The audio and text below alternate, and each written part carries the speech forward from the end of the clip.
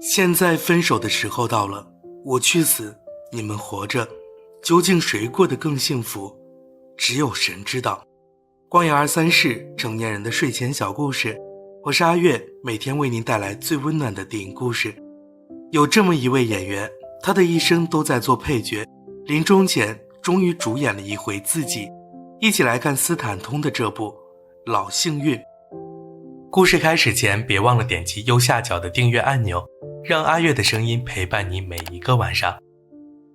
这天上午，阳光炙烤着贫瘠的土地，一只陆龟慢悠悠爬过沙石地。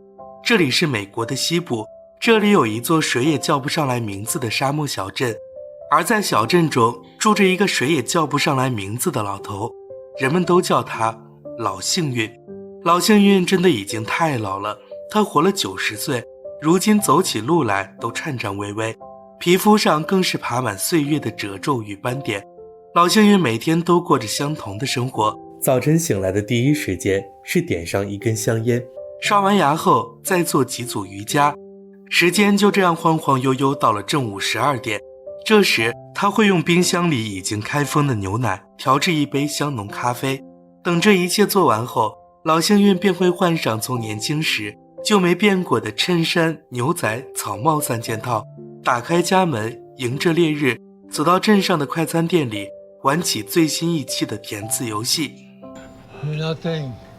You're nothing. Thank you.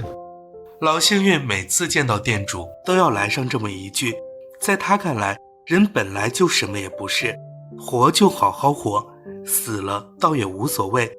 老幸运一边咳嗽一边掏出香烟，店主见状又忍不住多嘴，劝他为了身体少抽一点。老幸运无所谓的摆摆手，他都抽到90岁了，这烟会不会害人，他还能不清楚吗？老幸运被一处填空卡了许久，还得是一旁的服务员出言提醒，他才找到答案。店主闻言又不禁凑上来，好奇老幸运难道一上午都要玩这个填字游戏吗？老幸运便自己出了一道题目来调侃店主的多管闲事。他和朋友的相处就是这样随性，嬉笑怒骂皆是情谊。由于老幸运太老了，这镇上几乎就没有人不认识他。在随后出发去买牛奶的路上，一路上遇见的人向他鸣笛的鸣笛，打招呼的打招呼。老幸运则和西部片里那些潇洒的牛仔一样，摆了摆手就继续向前出发。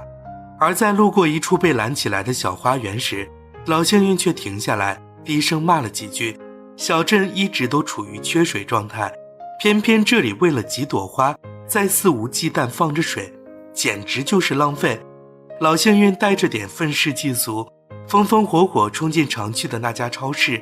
结账时，他注意到柜台上店主摆着的一张照片，这才得知那是店主的儿子，而这周6就是他的6岁生日。老幸运过了一辈子的独居生活，无儿无女，没有妻子，但在看见人家孩子时，也还是愿意送上一句真挚的祝福。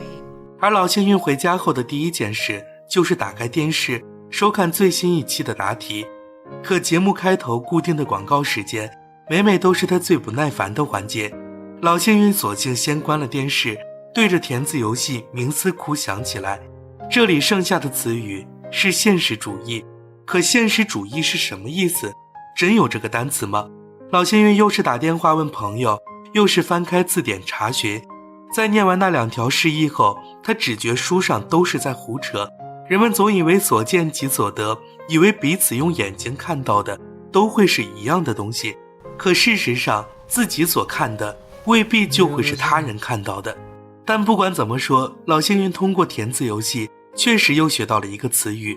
等到夜幕降临，他来到镇上酒吧，照例点了杯血腥玛丽，随即带着这个新学的现实主义四处找人唠嗑。老友艾琳这边刚讲完自己的风流韵事，正坐在一旁回味呢，老幸运就一声高呼砸下来，打断了他的遐思，问他知不知道现实主义。艾琳气得要酒保把枪拿来，其余人则哄笑一团，酒馆上下顿时充满了快活的气息。就在这时，另一位老友霍华德带着满面愁容坐到老幸运的身边。原来他家那只叫做罗斯福总统的陆龟前不久趁着他去信箱拿信的空子，从家里跑了出去，到现在也没找到下落。可那只是一只乌龟啊，一眨眼的功夫还能跑多远？艾琳调侃霍华德家的信箱是不是在欧洲，保利则问他光惦记搜了邻居家，有没有去找找自家院子。周围人霎时又是闹出一阵哄笑，老幸运却板起神情，让大家都严肃点，什么时候该开玩笑，什么时候该认真，他心里懂门清。霍华德可是把罗斯福看作是他最重要的朋友，这个关头上，大家又怎能拿他的伤心不当回事呢？趁着霍华德去上厕所，保利为刚才的失言向老幸运赔不是。他扯出一长串发言，赞颂动物和人类之间的友谊，并且认为这种友谊对于灵魂的滋养至关重要。岂料老幸运闻言却高喊大错特错，什么灵魂，这玩意儿根本就不存在。沙漠的夜晚万籁俱寂，唯有零星的犬吠在这空旷的夜色里回荡。老幸运便在这片静谧中躺回床上，准备迎接又一个与过去的每一天都别无二致的新一天。按部就班，平淡无奇，没有波澜，也没有惊喜。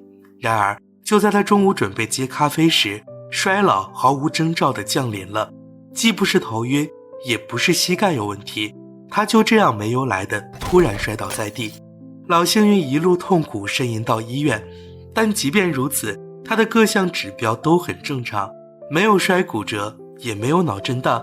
最令医生惊讶的是，一天要抽1包烟的老幸运，肺功能居然也属于良好范围。他从业多年，还没见过身体这么强悍的人。一通检查下来，没有任何隐疾，甚至90岁了，摔一跤也毫发无损。老幸运简直就像个吸血鬼，年龄的增长只能说明他活得越来越久。现在似乎唯有用银子弹和桃木剑才能真正杀死他。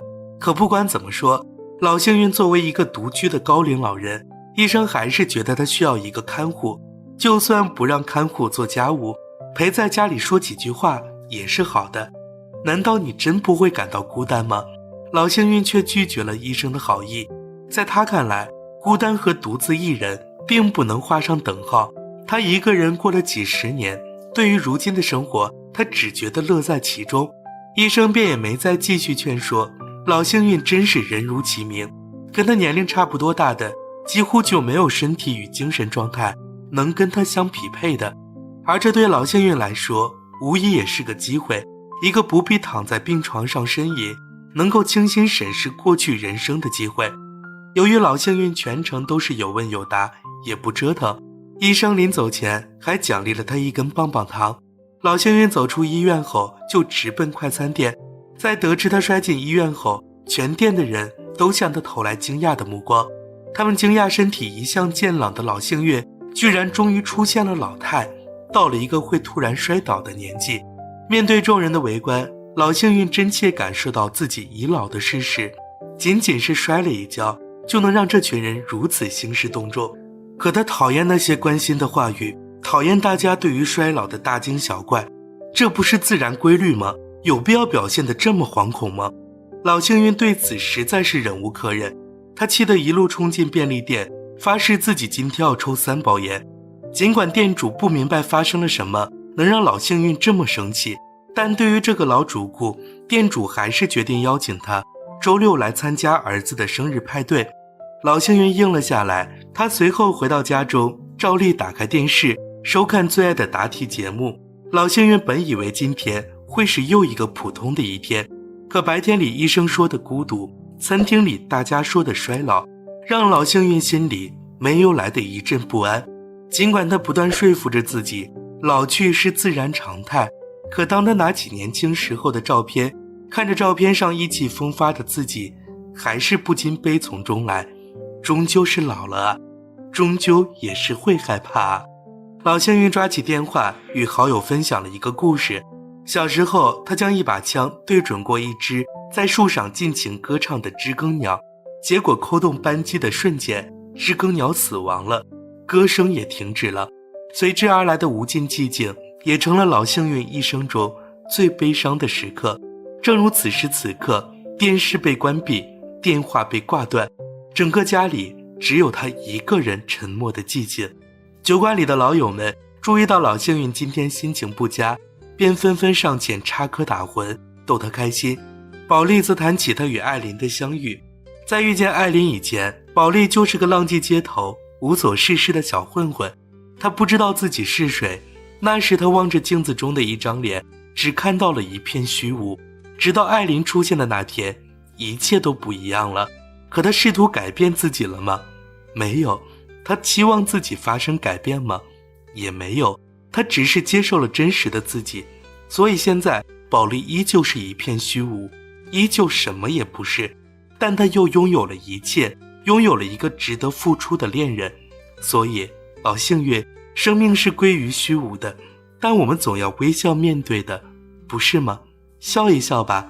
对于保利的这番劝导，老幸运没有理会，他固执地认为自己不需要旁人安慰，扭头便在角落里发现了老友霍华德正和律师起草遗嘱。霍华德此后要把一切都留给自己深深爱着的罗斯福。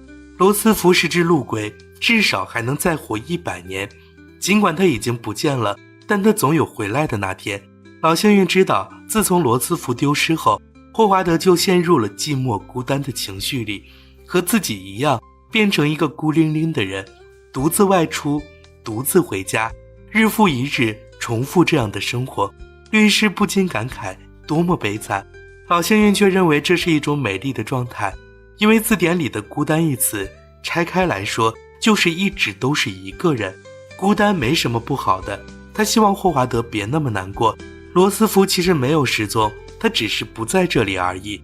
可换而言之，他又无所不在，不是在这儿，就是在那儿。倒是这个律师是个十足的混蛋，榨干好友所有的钱，让他把所有东西都留给一只乌龟。霍华德闻言立即爆发，不是乌龟，是陆龟，一只陆龟。你知道你家附近的那棵巨型仙人掌吗？罗斯福出生的时候，它还只是根小树枝。你们都觉得陆龟是行动迟缓的东西，但我想到的是他背上不得不背负的重担。没错，那壳是用来保护罗斯福的，但说到底，那壳也是他以后用来埋葬自己的棺材。从一出生就背着自己的坟墓，从一出生就已经遇见了死亡，多么富有智慧的生灵。女士们，先生们，在这个宇宙中，有些东西比我们所有人都要伟大，而陆龟就是其中之一。可罗斯福已经不见了，霍华德现在只有满心的悲伤。老幸运看着老友的泪水，更加气不打一处来，觉得律师是趁人之危。他可是上过战场的2战老兵，还能让朋友被欺负了不成？老幸运撸起袖子放出狠话，要律师和他去外面打一架。但他在门口左等右等，最终只等来了保利。毕竟他一个90岁的老头，谁又敢和他去较真呢？保利劝老幸运消消气，时候不早，还是赶紧回家吧。说完，他便朝着酒馆后巷走去。老幸运跟上前去，想要再发泄几句，却惊讶发现后巷空无一人。保利和他嘴中的虚无，最终归成一片虚无。这里什么都不是，什么都没有，只有他抽着一根未完的香烟，在霓虹灯的清晰映照下，任由灯光在缭绕烟雾中爬遍满脸的沟壑纵横，而那就是岁月，就是避无可避的衰老。这个晚上，老幸运睡得并不安稳。晨光熹微时分，他从梦中醒来，发现自己正置身于一片昏暗的黑暗中。屋内没到完全看不见的地步，但也不算多么亮堂，一切都是舒缓的、朦胧的、捉摸不透的。老幸运面对窗户，不慌不忙又点了根香烟，然后回到床上，默默等待天光彻底大亮，等待生命中崭新的一天，等待死亡来临前的又一段时光。次日上午，老幸运第一次打破日常轨迹，先去屋外给仙人掌浇了水。未曾想，快餐店的服务员玛丽突然上门拜访。玛丽其实只是突发奇想，想来看看这个镇上最老的人是不是还活着，生活是不是还算过得去。但看着老幸运还是老样子，玛丽顿时放心了不少。尽管两人以前从没怎么聊过天，但他们之间没有多少尴尬，也没有刨根问底的探寻。玛丽静静坐在老幸运身边，与他分享随身携带的违禁品，一起观看老幸运最爱的钢琴节目。玛丽陪着老幸运度过了一个上午，临走前她还给了老幸运一个拥抱。作为回报，老幸运向他分享了自己心底的秘密。其实从无缘无故摔倒的那天起，他就知道有些东西将要来临了，他就开始害怕了，害怕死亡，害怕死后的虚无，害怕生命的终结。老幸运孤单了一辈子，没有结过婚，没有牵过女孩子的手，却偏偏在90岁这年，第一次被人抱在了怀里。在玛丽的拥抱中，老幸运只觉周身是一片暖洋洋的，好像回到了出生以前，他还在妈妈肚子里被羊水轻柔包裹的那段温暖时光。老幸运突然开始好奇人在出生以前的事情，为此他想的连填字游戏都没心思玩了。老幸运回忆起13岁那年发生的一件事，当时他一个人住在姑姑家，突然间他感到一阵焦虑，因为他发现屋里屋外什么都没有，一片漆黑，一片虚无，只有他自己。那是他第一次对死亡感到恐惧，但在经历了持续多年的动荡岁月后，老幸运一直以为自己已经忘了，直到人已经老到不能再老的地步时，他又想起了那种恐惧。就在这时，昨晚起冲突的律师鲍比走进咖啡馆，面对鲍比的示好，老幸运也不再倔强，他坦言自己快要死了，而那天的摔倒正是死亡的预告。这还是鲍比第一次在老幸运的身上看到脆弱与迷茫，他不禁想起自己曾与死亡擦肩而过的那个下午。当年鲍比开车接女儿放学时，差点出了车祸，于是一回家他就立下遗嘱，预定好火葬场，就等自己出事那天，家人只需给火葬场打个电话，便能办完所有身后事。毕竟死亡是不可测的，提前做好准备，也不至于真出了意外，给家人带来麻烦。老幸运闻言却摇了摇头，旁的考虑再多，你还是死了呀。死亡就是死亡，你怎么做也无法改变这个事实。自从意识到死亡将要真正来临的那一刻起，老幸运从最初的恐惧又渐渐回归了平静。就像他自己说的那样，这是无法改变的事实，再恐惧再防备也只是给自己徒增烦恼。老幸运不再遵循以往的生活轨迹，他想在死亡到来前开始尝试一些新事物。老幸运会在归家的路上停下来，默默聆听他人吹奏的口琴曲，会摸摸路边的小狗，会走进宠物店看看小乌龟。而他掀开蟋蟀箱的盖子，看着那些忙忙碌碌的蟋蟀，又会感到一股淡淡的忧伤。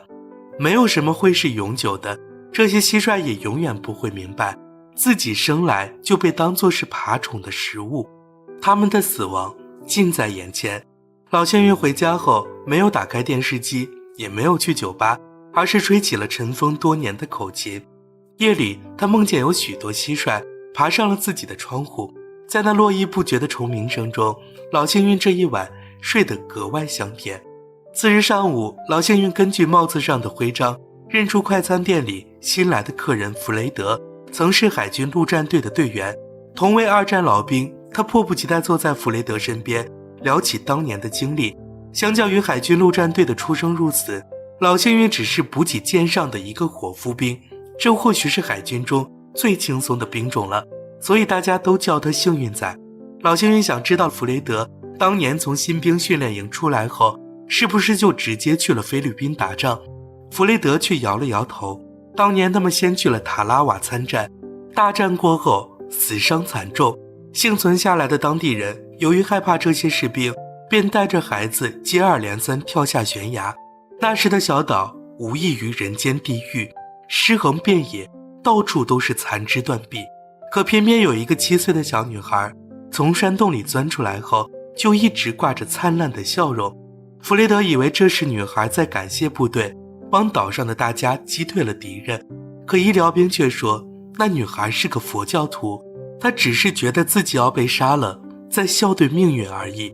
那是一种源自灵魂深处的笑容，一种没有勋章嘉奖的勇气。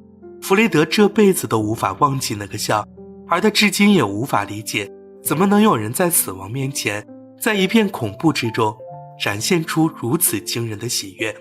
随着时间的慢慢流逝，老幸运的心理准备也一天比一天牢固。直到这天，他发现家中那个运行了几十年的时钟竟突然出现了故障，这似乎是死亡的又一个预兆。但老幸运不见丝毫慌张，戴上眼镜，慢条斯理地修起了时钟。终于到了周六，老幸运受邀来到便利店的店主家参加他儿子的生日派对。老幸运还是那副老顽童的性格，面对语言完全不通的店主母亲，非要假装听懂的聊上几句。而就在大家为那个6岁孩子庆祝时，老幸运站在人群外，感到些许落寞的同时，又品味到一丝喜悦。这个世界就是这样，有人长大，就有人衰老；有人咕咕坠地，就有人溘然长逝；有人在为年长的1岁而忧心忡忡，有人就在为又长大1岁而欢呼庆祝。时间像一条奔腾不息的河流，永远一往无前。而他自己呢，有过天真烂漫的童年，也正经历着垂垂老矣的暮年。生命的历程他都已一一踏过，那还有什么是值得恐惧、值得遗憾的呢？对于眼前这个被幸福包裹、庆祝自己又长大1岁的孩子，老幸运能做的也唯有祝福。讲到这里，他突然放开歌喉，为那孩子献上了一曲怀旧老歌。参加完派对后，老幸运来到酒馆，恰好遇见霍华德也在。保利便问起那只陆龟的下落，谁知那个要把所有家产都赠给陆龟的霍华德，居然说自己已经放下了继续寻找。这些天里，霍华德一直在想，罗斯福究竟花了多长时间来策划逃跑，又是多么小心翼翼地确保自己找不到他。紧接着，霍华德便开始意识到，罗斯福不是要离开自己，他只是去了别的地方，去做一些他认为重要的事情。霍华德甚至开始为自己曾经长时间阻拦他而感到内疚，所以他不再找罗斯福了。但如果有缘的话，他们还会再相见的，因为罗斯福知道我在哪里，而我会一直让大门敞开着。放下酒杯后，老幸运突然想来上一根烟了。店主见状赶忙提醒他，酒馆禁烟，我的地盘我做主，你要抽就出去抽。老幸运却来了倔脾气，觉得所有权不过是个谬论，而权威是专断且主观的。店主忍不住，老幸运就是这样，一副神神叨叨的样子，爱说些高深概念来为自己的错误找理由，不然当年他也不会被衣服餐厅赶出来，禁止入内了。老幸运闻言赶忙解释，当年根本就不是因为抽烟被赶出来的，这只是店主以为的真相，不是他亲身经历过的事实。既然如此，的真相又是什么呢？店主与店里人齐刷刷看向了老幸运，老幸运张了张嘴，又突然低了语气。真相一方面对我们来说很重要，因为它关乎我们是谁，我们做了什么。可从另一方面来说，真相又没那么重要。对于我们所有人来说，现实的真相就是一切最终都会消失。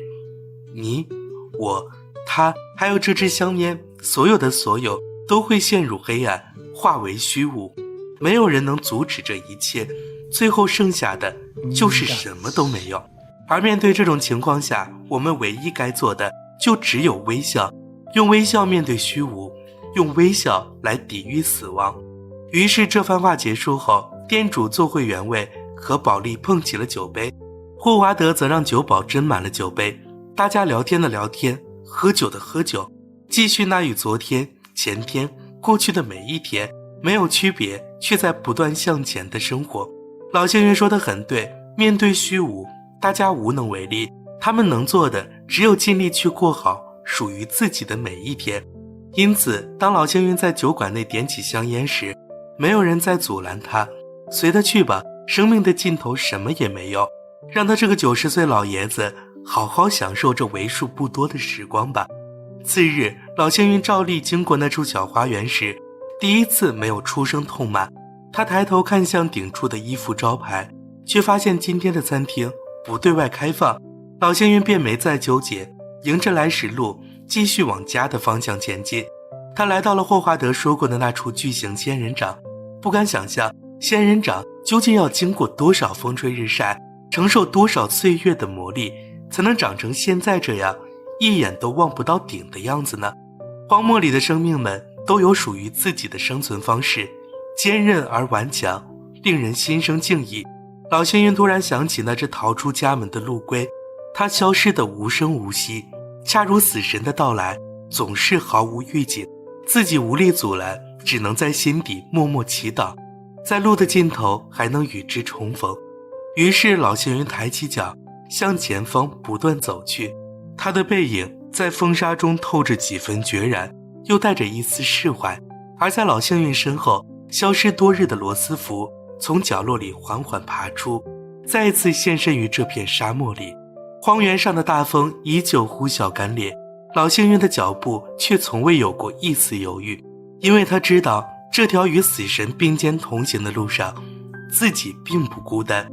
全篇完。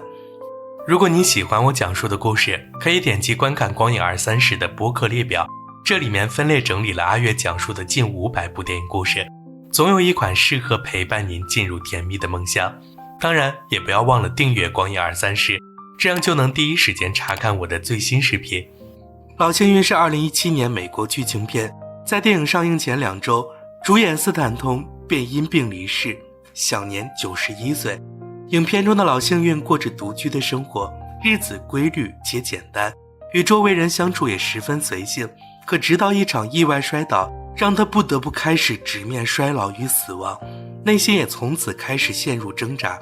老幸运曾恐惧死亡后的虚无，可在经历了与老友的种种故事后，在他人的经历和感悟中，在战友讲述的那个女孩的微笑里，老幸运慢慢接受了死亡。正如结尾所说的那样，生命虽最终会走向虚无，但我能做的也只有微笑着过好每一天，就像老幸运最后选择坦然面对一切，继续前行。哦对了，如果喜欢阿月讲的这个故事的话，别忘了点击右下角的订阅按钮哦，让我们每晚在光影234相互陪伴。